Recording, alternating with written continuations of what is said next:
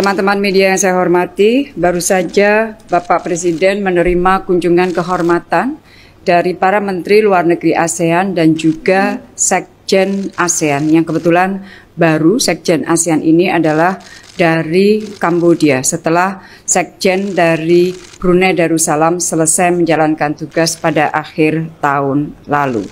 Dalam pertemuan saya laporkan kepada Bapak Presiden bahwa hari ini dan besok para Menteri Luar Negeri ASEAN akan melakukan serangkaian pertemuan yang akan dimulai siang ini, yaitu Working Lunch yang akan membahas mengenai masalah Myanmar.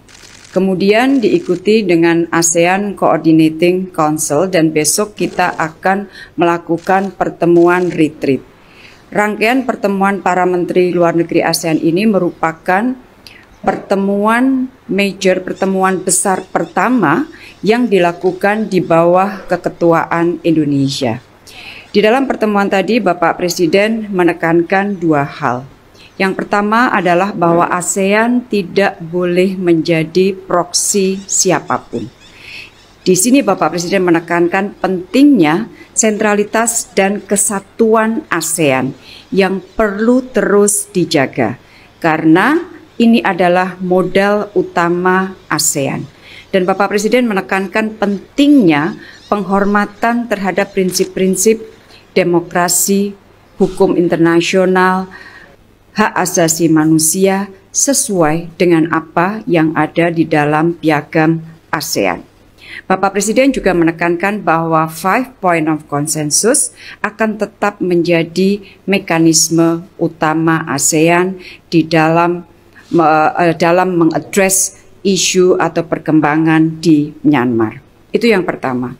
Yang kedua, Bapak Presiden menekankan bahwa ASEAN harus menjadi epicentrum of growth atau pertumbuhan ekonomi di tengah gelapnya proyeksi ekonomi dunia saat ini.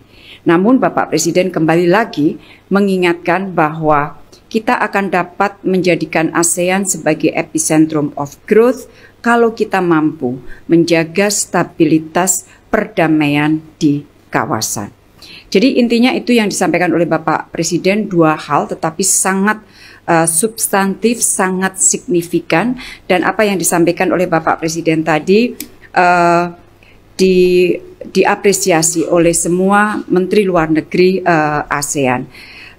Beberapa Menteri Luar Negeri ASEAN kemudian berbicara menyampaikan beberapa hal, termasuk Laos sebagai ketua yang akan datang setelah Indonesia.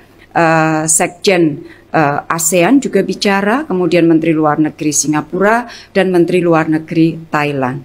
Semua intinya adalah kesiapan negara anggota ASEAN untuk mendukung keketuaan Indonesia. Jadi itu saja teman-teman yang dapat saya sampaikan per detik ini.